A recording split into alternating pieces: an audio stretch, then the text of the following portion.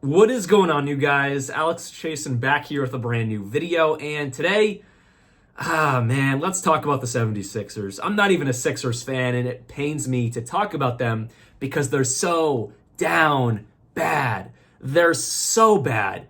And real quick, if you're new to my channel, this means absolutely nothing to you, but welcome in either way. But if you're not new to the channel and you've been here for a minute, I'm back home. It's Thanksgiving break. I flew in last night from Alabama, where I go to college, back home to Boston. So this is going to be the setup for a week, and then I go back to school for a week, and then I'm back here for a month. So I'll be switching setups for a little bit. But either way, let's talk about the 76ers. They're 2-12. 2-12. They have a worse record than the Wizards, than the Raptors, than the Jazz. Three teams who are outright trying to not tank, because you can't really do that in today's NBA. At least you can't outright tank. But they're not trying to be good teams. They're not trying to be play-in teams. And they're for sure not trying to be playoff teams. They want a lottery pick, and that being a top 5 lottery pick, trying to get Cooper Flagg or other desirable guys in next year's draft class. But now we're talking about the 76ers having a worse record than all three of them.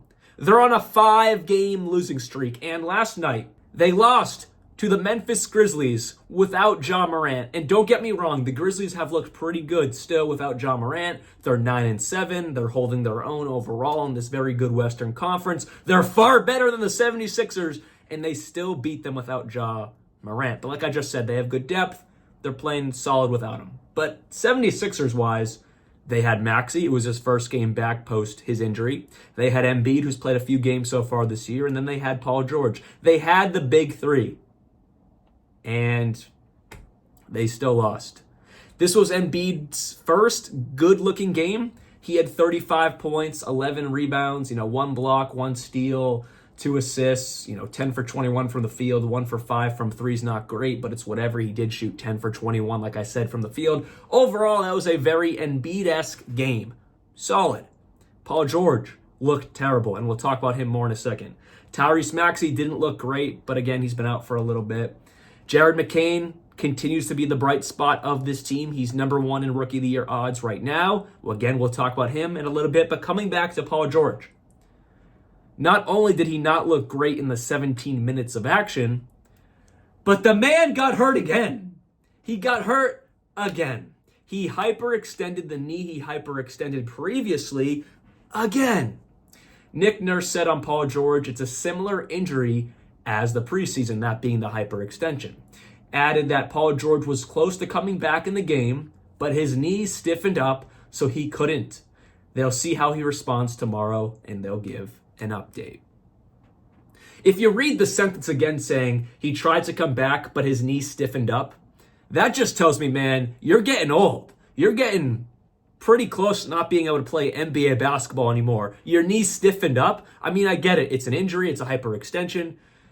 Maybe it's just the way I'm reading it and the way it's worded, but his knee stiffened up. Retire, bro. He has not looked great so far this year. Same injury twice. He's going down a very Kawhi Leonard-ish looking path. Funny how they were teammates.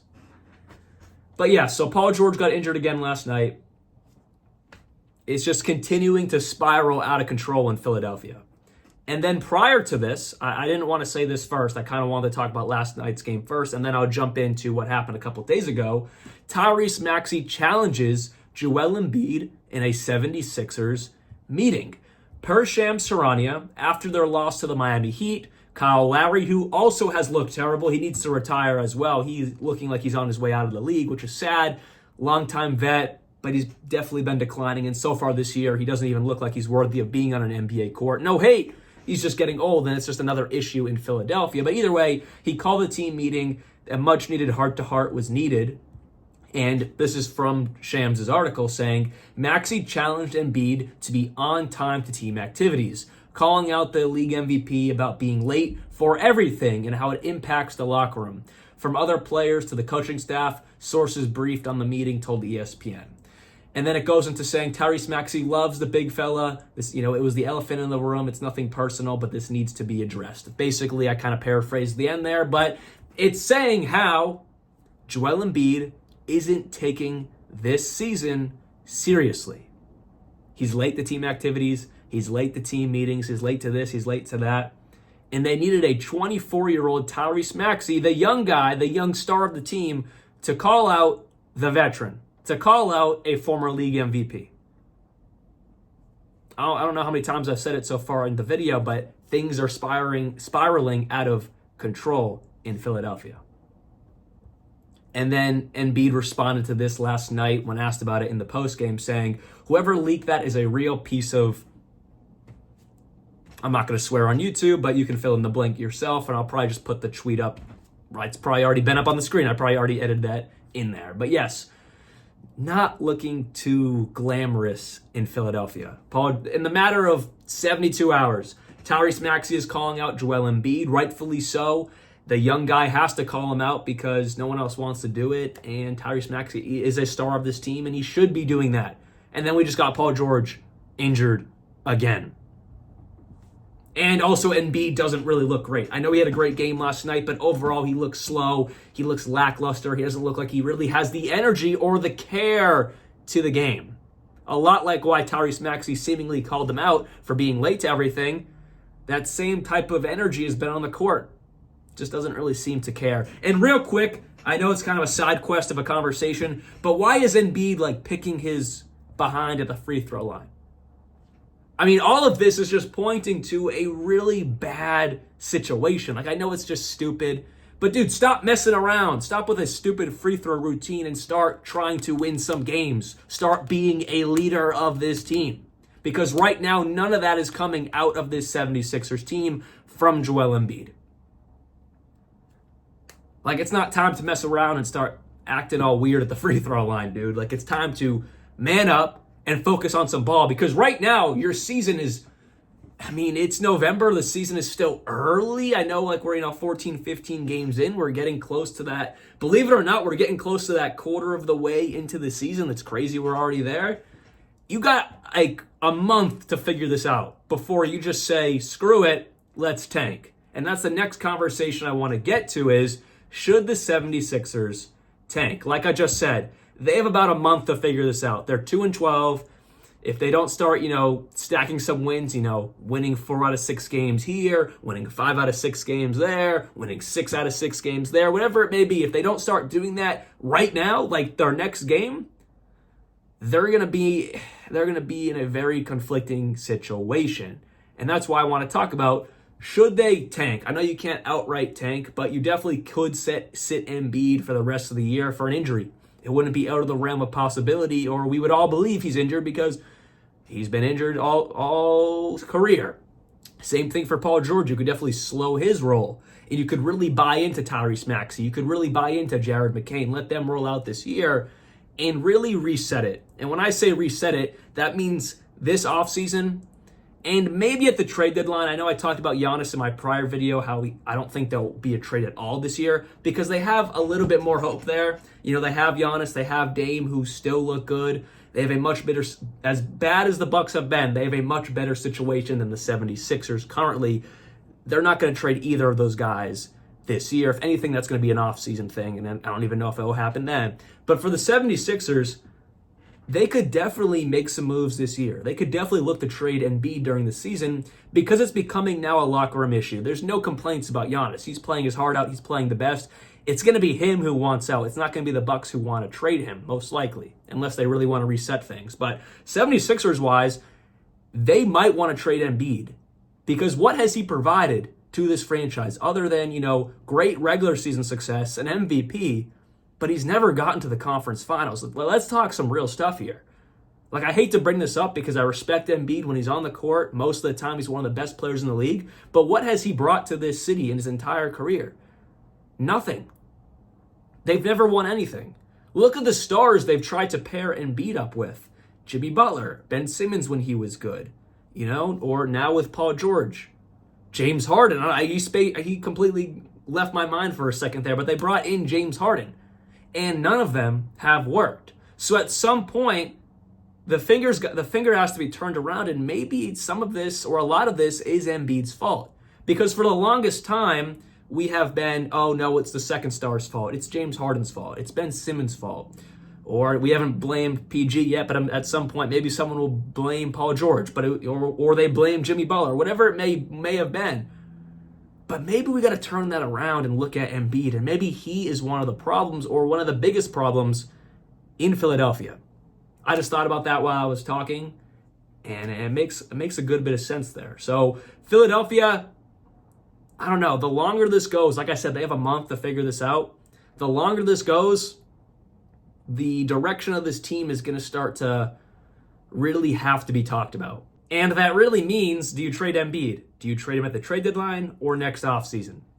Because they have the potential right now to get a top 5 pick. And one interesting thing about their draft this coming year is it's top 6 protected to the 76ers. But if it conveys outside of the top 6, that being 7 to 30, it goes to the Thunder.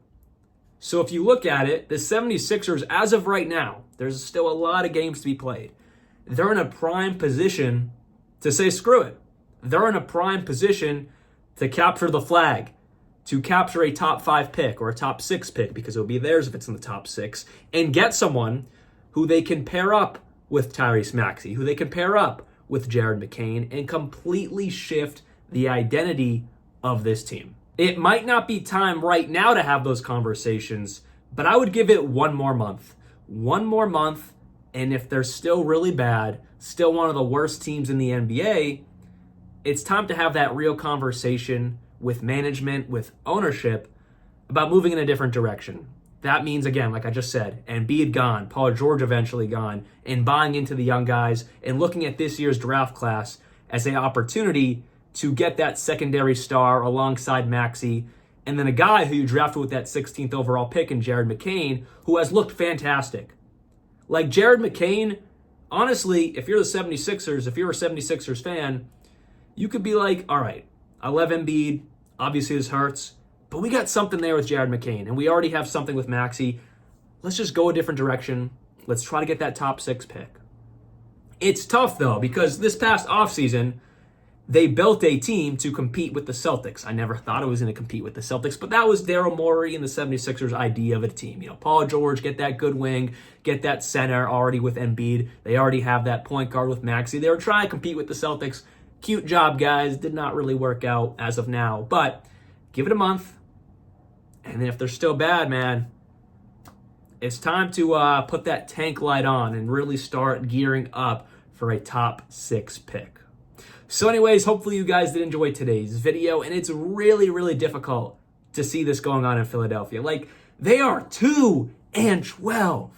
2-12. I didn't think they were going to be some fantastic team this year. We knew the Paul George injuries were going to come about.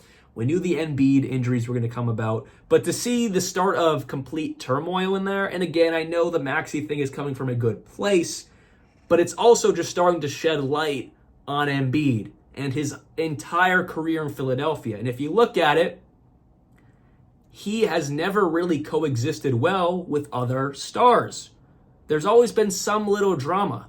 And then on top of that, they've never had true success with an Embiid. Obviously, he's had personal success getting that MVP. They've had good regular seasons, but they've never touched an Eastern Conference Finals. At some point, you got to say, yes, this dude may be one of the greatest centers in the league, but he's injured a lot. Doesn't play enough games. Come playoff time, never really gets us anywhere. After 11 years, or whatever it's been, maybe it's time to go a different direction, because if you trade him, there's going to be some team that's going to give you a haul for him. Maybe not exactly what you're looking for, because it does seem like Embiid is kind of on the decline a bit. Maybe not on the court. You know, we just dropped 35 points last night. But just based off all these, drama issues going on, and then he is getting older and all the constant injuries with him, maybe you're not going to get that, beautiful haul of picks you would always want. But at least you can start going in a different direction, and you definitely will get some good assets for Embiid. I know a team for sure will throw some stuff for Embiid. But anyways, hopefully you guys did enjoy today's video, and let me know your thoughts on this entire 76ers situation. Maybe a month from now, maybe they have this all figured out. They go on like a 15-game winning streak, and they're chilling. Maybe. But the possibility and likelihood of that happening, I think, is a lot lower. than what we've talked about today. But let me know your comments. Let me know your comments. Let me know your thoughts in the comments below. I'll see you guys very soon. And like always, peace out.